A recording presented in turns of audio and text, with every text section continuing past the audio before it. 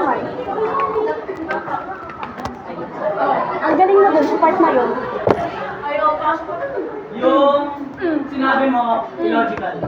Kasi, di mo ba alam meaning ng national park? Hindi lang sila hindi yung inisip mong maliit na enclosure. Napakalaki ng national park. Hindi sila enclosed doon. Meron sapat na room sila para nandun sila sa national park. Kaya nga national. Parang national, ganun kalaki. Hindi mo kaya na, okay ka? Kasi sa sinabi mo nung iba, di ba sabi mo, pag gamit daw sa mga modernong teknolohiya is mas maunti yung mga produkto natin. Eh kaya nga ginamit yung teknolohiya para mas dumami at mas mapadali yung pagkukuha ng mga bagay-bagay na sinasabi mo mawawala pag ginamit natin mga teknolohiya, di ba? Kaso nga inaabuso nyo kaya nauubos.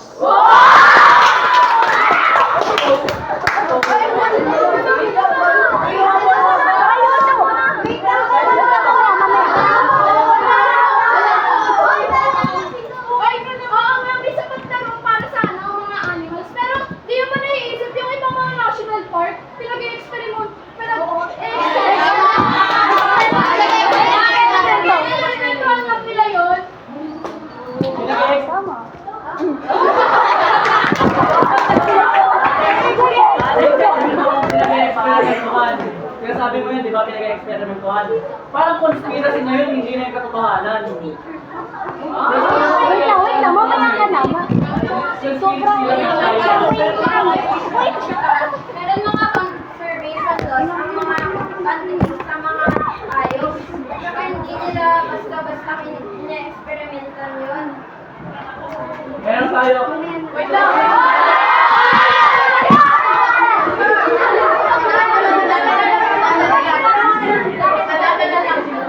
ano ulit yun? Yung sinabi ng party.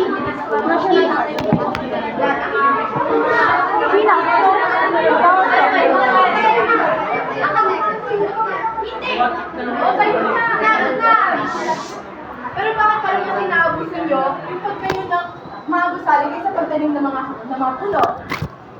Kapag Diba, di ba sila umulan? Nakumulan sa kanilang mga storya. Totoo nga lang, wala sila eh. May point. Lalo na rin, Content. wala na Yung agad sa display. dapat marami lang sa akin. Gwen. Gwen. Dahil wala kang Ang dalawa. wala kang may ibigay sa iba. Kung wala ka para sa sarili mo. Paano nga kung lalo inaabuso niyo yung paggamit ng AI? Ako na pala. Oy, para eh.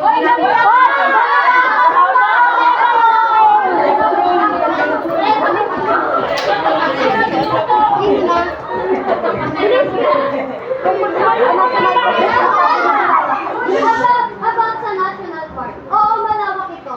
Pero may sapat silang kabuhayan. Pero paano naman yung freedom nila? Kalayaan. Hindi nasabi lang naman yung kalayaan nila. Hindi nila mapipil yung nature. Dinagdagan ko lang. Ay lang, may makabili yung Hindi nyo ba yung ginagamit sa pag-aaral nyo? Hindi ba nga ginagawa pero lang yung boyfriend eh?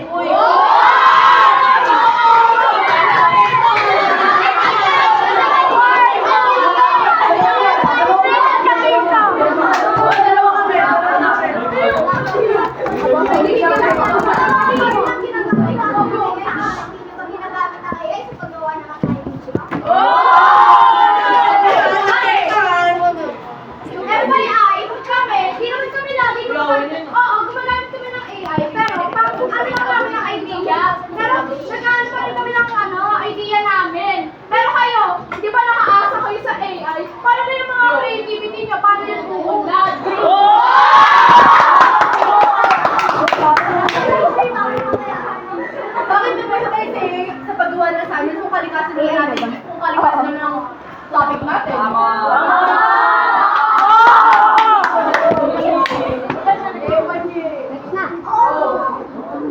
Ano? Ulit yung piniping up yung AI kung hindi naman lagi ginagamit eh. Kaya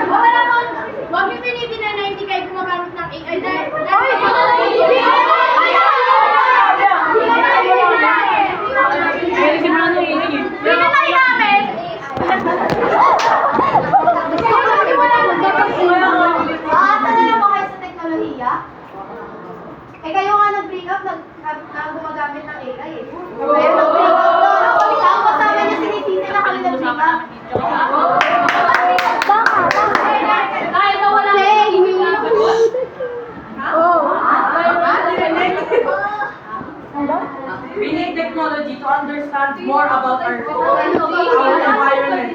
Kasi if we don't have advanced equipment, how can we see kung paano natin mas mapapalagaan yung environment natin?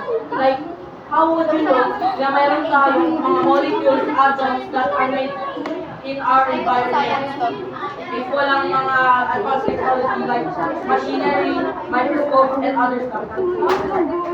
Saka hindi na namin kaya mo magkakagamit, diba? Kaya may teknolohiya para hindi tayo gumamit ng mga nakakasakit sa mga animal na dito sa may bansa natin. Di ba may Nakalimutan ginagawa yan, ko ba't kayo gumagamit ng mga panghuhuli ng hayop, lalo sa mga dagat na pang-pollution yung sa tubig pati hayop. Yun nga, bakit nga ba ginagamit ng mga tao ang mga ganun? Tao din tayo, so yung ibang tao gumagamit ng ganun na nakaka-affect sa economy natin. Kaya dapat natin itong agapan. Kung paano natin magagamit sa kabutihan yun, mostly of the people uses it in the wrong way. Hindi kasi hindi disiplina, walang disiplina ang mga tao, kaya nila nagagawa yun. Tsaka alam niyo ba yung magsusumikap na malaman yung isang bagay? Like ano ba? Like, nakita yung asa sa science, hindi niyo yung pag-aaralan. Like, mga libro ba? Wala? Uy, dalawa lang. Paano malalaman ang tao responsable ng paggamit? Kaya tayo may technology para mapalawak natin ang pag-aalam. Pwede natin gamitin ang technology para matutunan ng ibang tao about sa tamang paggamit ng technology. Hindi lang, dapat matutunan tayo gumamit ng technology para malaman at yung anong sinasabi ng tao, yung mga natutunan natin. Marami kayong kontra sa pagiging modelo. Hindi nyo ba ito nakikita? Semento, meron tayo ng pang mineral. Pero, ang alam nyo, sinasama rin yan sa pagiging modelo. Hindi nyo ba talaga kayo matanggap na dapat din tayo model? Next, Jastor! Dito na ito!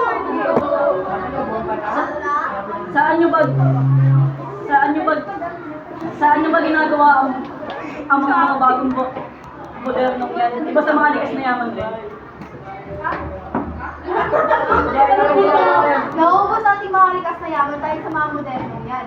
Hindi nyo ba naiisip na nauubos na ang ating mga mineral dahil sa ganyan? Ang mga ginto, mga yamang lupa, dahil pumusali ang pinapalayo?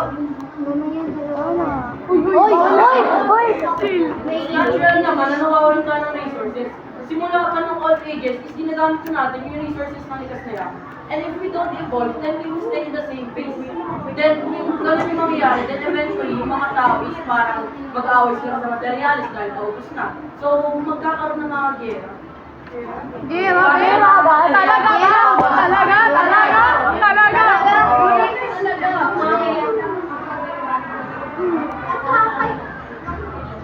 Saka kung kayo bilang tao, di nyo din ba pinupollute yung ating hangin? Kasi kung walang modernong teknolohiya, saan dito tapon mga basura nyo? Wala din kayong disiplina sa sarili. Kasi minsan dahil mga pollute, yung mga kalat nyo. Saan din ba kayo nakakalik sa hangin? Walang modernong teknolohiya. Paano na nyo nakakayos? Okay, tanong ko, ibata ko sa kanila. Sabi niya, using technology, ano ba ang halos na ginagamit ng mga tao, diba? Okay, sabi ninyo, talagang nakapagod sa kinas na yaman kasi nga, we are growing. So, ibig sabihin, para magkaroon ka ng develop na country, kailangan mag-suffer ang issues, pero makinig yung sa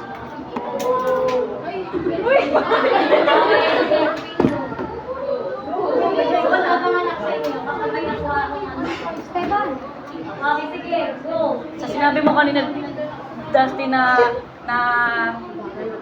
natural lang ang nauubusan tayo ng mga resources.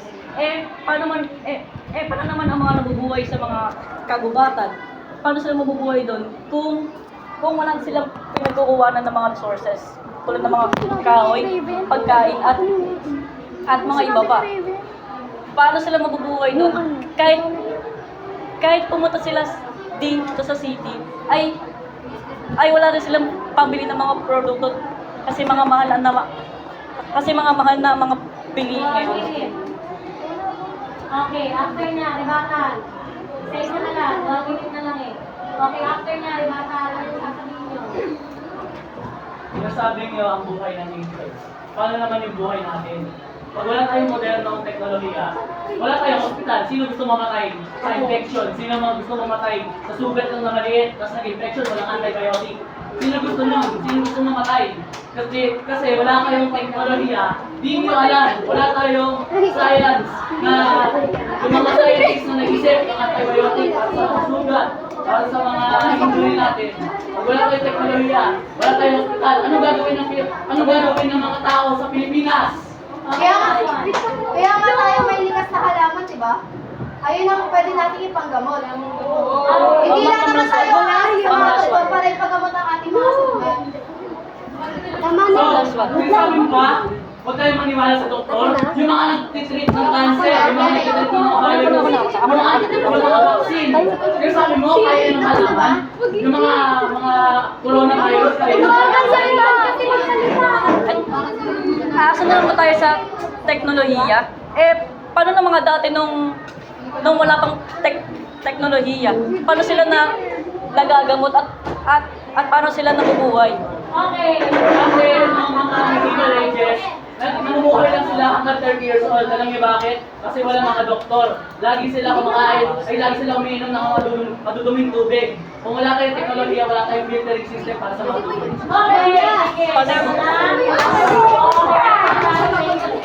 Okay, wait lang. Ito comment ko ha. Maganda mag-debatan ito. Maganda yung sinasabi nilang i-rebatan, hindi nyo lang alam kung paano. Hindi mo napunta kasi sa AI. Okay? Pero galing ka sa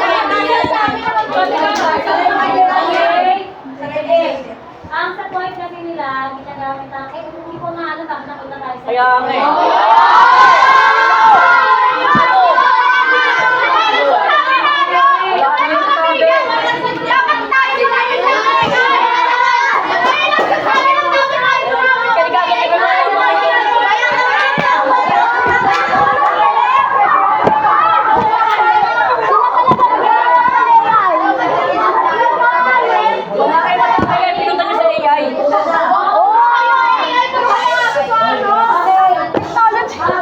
Ako na talagang nag-open ay kayo.